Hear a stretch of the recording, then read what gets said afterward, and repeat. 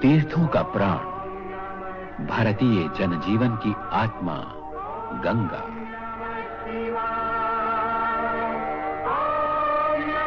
सात्विकता और मानवता की चिरंतन प्रेरणा देने वाली, वरदायिनी, शिव स्वरूपिणी जीवन धारा। गोमुख में उद्गम होता है निर्मल धारा, जो कोटि कोटि भारतवासियों को जीवन देती है और जीवन का लक्ष्य भी। भगीरथ शिला गंगोत्री के पास। यही राजा भगीरथ ने गंगा अवतरण के लिए घोर तपस्या की।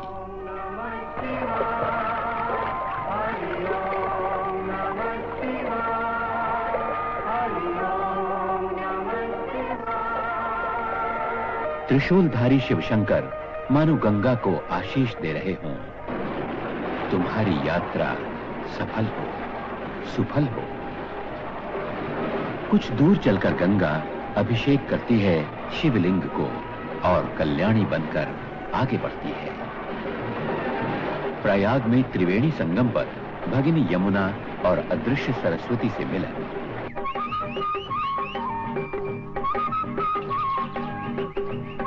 संगम का सूर्योदय सर्वोदय के पथ को, मनुष्य के अंतरतम को आलोकित करता सा लगता है। प्रेरणा देता है आत्मचिंतन की, आत्मदर्शन की। आत्मचिंतन का ही एक प्रयास है भारत में सदियों से होता आ रहा कुंभ पर्व।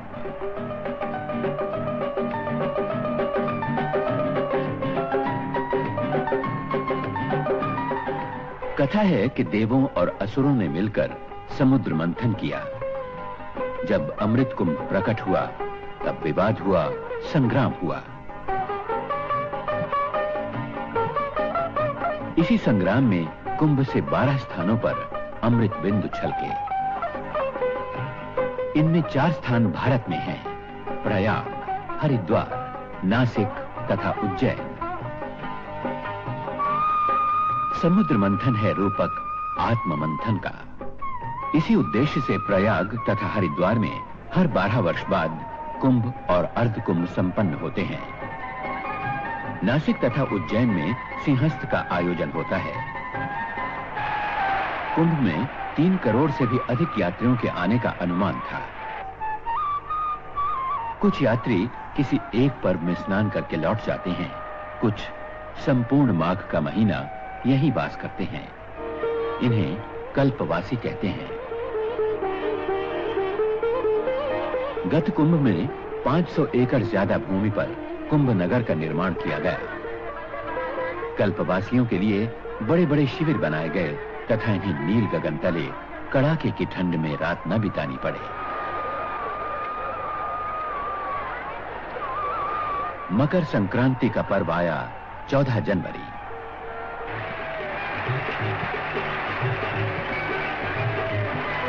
सूर्य चंद्र मकर संक्रांति पर मकर राशि में आते हैं। बृहस्पति लगभग 12 वर्ष के अंतराल से इसी अवसर पर मेष राशि में आते हैं। तब प्रयाग में कुंभ का सुयोग होता है। इसे महाकुंभ कहते हैं। सूर्योदय के पहले से ही अपार जन समुदाय पवित्र संगम स्नान के लिए उमड़ पड़ा। स्नान का शुभारंभ साधु संप्रदायों और अखाड़ों के शाही स्नान का एक सुनिश्चित क्रम निर्धारित है। साधु संतों और अन्य यात्रियों के लिए अलग अलग प्रशस्त मार्ग बनाए गए थे।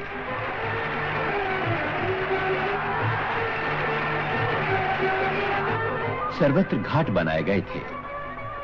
पानी में बल्लियों के घेरे, ताकि लोग गहरे पानी में न जाएं। सेना के जवान, नौसेना के गोताखोर और नौकाएं तथा निगरानी दल बराबर सतर्क रहे कि कोई डूबे नहीं। बड़े बूढ़े, बच्चे, नर नारी, लक्ष लक्ष यात्रियों ने स्नान किया। बर्फ जैसी शीतल धारा, लेकिन न झिझक थी, न भय था, न सिहरन। मकर संक्रांति के पर्व में लगभग 40 लाख यात्रियों के आने का अनुमान सही रहा।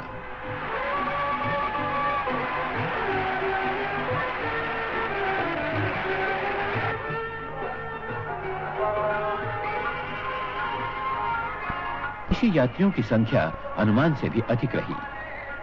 इनके लिए इतना बड़ा मेला एक नया ही अनुभव था।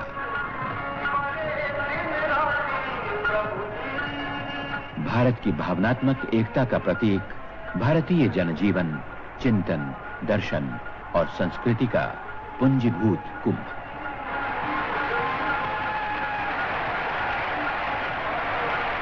जनजागरण और नवचेतना का महान संदेशवाहक।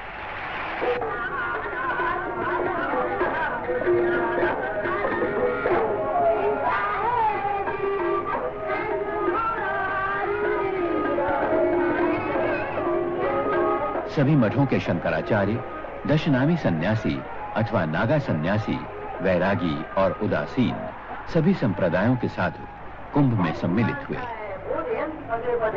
शिक्षा दे रहा है कि देव तो हमारी नदी कथा हो जाएगी, घर लो, तब आज तक भजन करो, मेले की कुछ दिलकश झलकियां। महिलाओं को चूड़ियों का ऐसा रंग भंडार और कहां मिलेगा।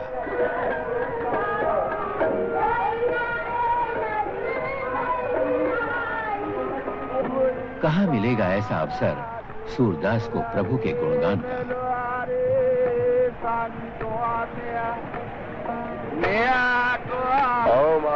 कुंभ नगर में हजारों यज्ञोपवीत धारण संस्कार संपन्न हुए।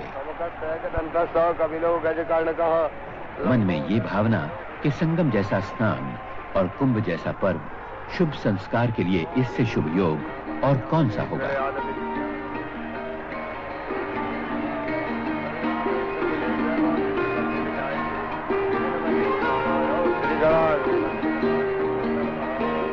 गंगा और यमुना के कल कल स्वर के साथ एक रूप हो रहे थे गुजरात के गरबा और डांडिया रास के स्वर। संगम पर सभी प्रदेशों का भक्ति संगम हुआ सा लगता था।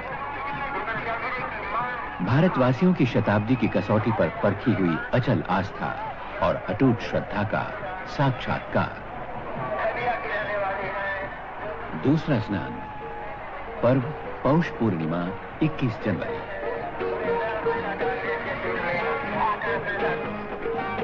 अनुमान के अनुसार लगभग 25 लाख श्रद्धालु इसमें सम्मिलित हुए। फिर आई मौनी अमावस्या 6 फरवरी, कुंभ का सबसे बड़ा स्नान का पर्व। देश के कोने कोने से 1.5 करोड़ यात्री संगम पर आए। मौनी अमावस्या सोमवती होने के कारण इसका महात्म्य कई गुना अधिक हो गया। ऐसा सुयोग 72 वर्षों बाद आया था। ऐसे सुयोग में महाकुंभ पूर्ण कुंभ कहलाता है। इतने यात्री, लाखों करोड़ों, लेकिन आने जाने में कोई कष्ट नहीं। उत्तर प्रदेश राज्य सड़क परिवहन निगम ने 7,000 से भी अधिक बसों का इंतजाम किया था। रेलवे स्टेशन से मेला क्षेत्र तक 200 बसें दिन रात चलती रहीं। मेले के लिए 5 अतिरिक्त बस अड्डे बनाए गए।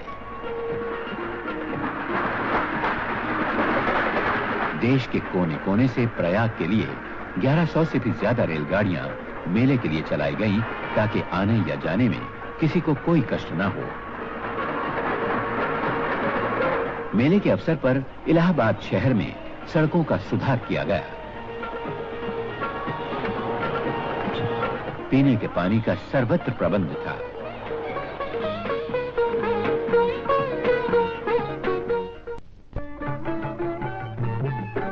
राशन की दुकानें हर सेक्टर में खोली गईं। तुरंत राशन कार्ड देने का इंतजाम किया गया। कल्पवासियों को कार्ड दिए गए। 1-2 दिन के लिए आने वालों को बगैर राशन कार्ड आवश्यक वस्तुएं मिल सकती थी। निगरानी रखी गई कि सभी वस्तुएं उचित भाव पर मिले। चौथा स्नान पर्व बसंत पंचमी 10 फरवरी। यात्रियों की संख्या लगभग 50 लाख।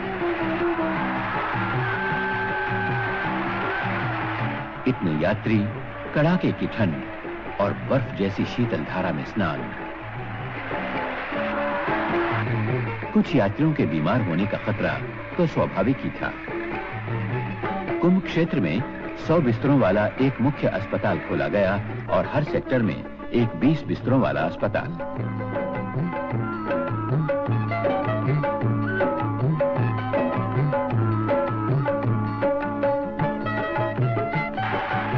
कुंभ नगरी का दृश्य अलौकिक सा लगता था।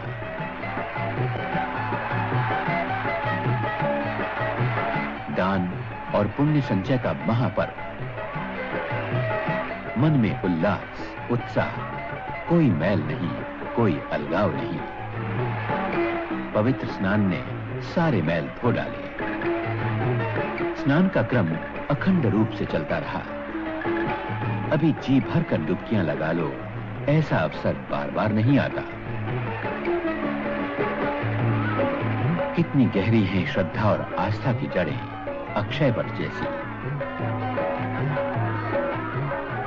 कुंभ नगर की एक विशेषता, पुलिस और जनता के बीच ऐसा मित्रता का भाव और सहयोग कहीं देखने को नहीं मिलता। कुंभ क्षेत्र में 10,000 से भी अधिक पुलिस अधिकारी तथा कर्मी तैनात थे।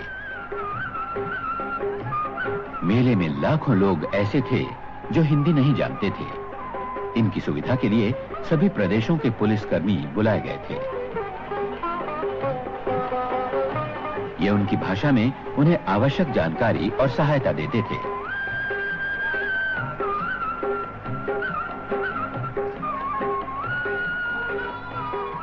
कुंभ नगर का एक खास आकर्षण सूचना एवं जनसंपर्क विभाग की प्रदर्शनी।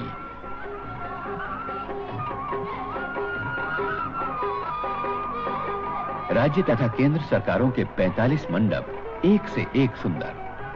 यात्रियों ने प्रदर्शनी को बड़े चाव से देखा। देव दर्शन के साथ देश दर्शन।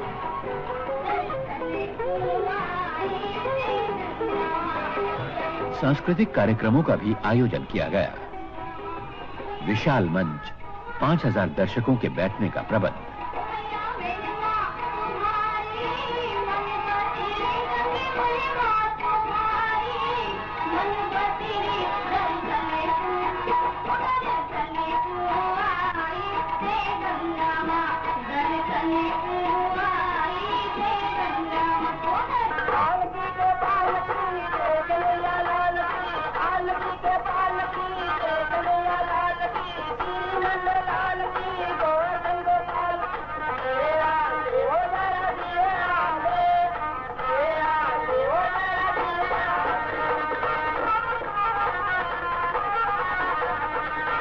दिन कैसे उड़ गए पता ही न चला।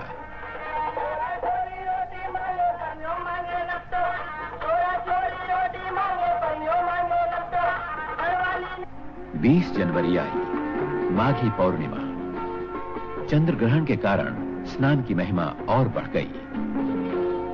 कल्पवासियों के व्रत की पूर्णता हुई माघ पौर्णिमा के स्नान से।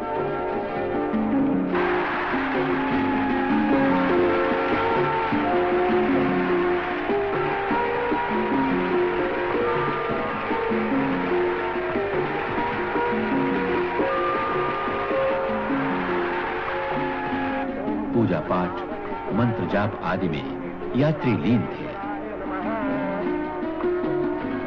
कोटि कोटि यात्री, उत्तर और दक्षिण के, पूर्व और पश्चिम के। किसने बुलाया इन्हें अपने घरों से इतनी दूर?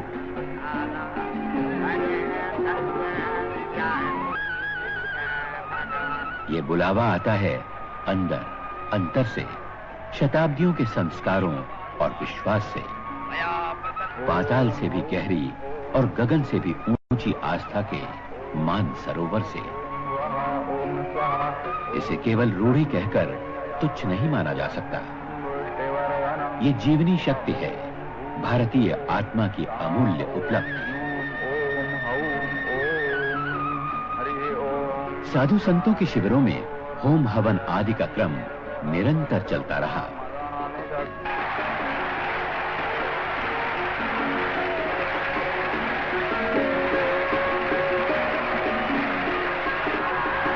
तीर्थराज आकर यहाँ के मंदिरों में दर्शन करने से भला लोग कैसे चूकते।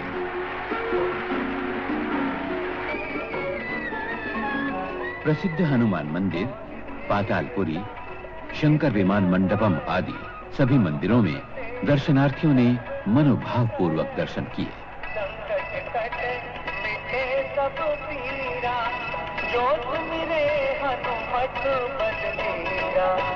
जय जय जय हनुमान गोसाई।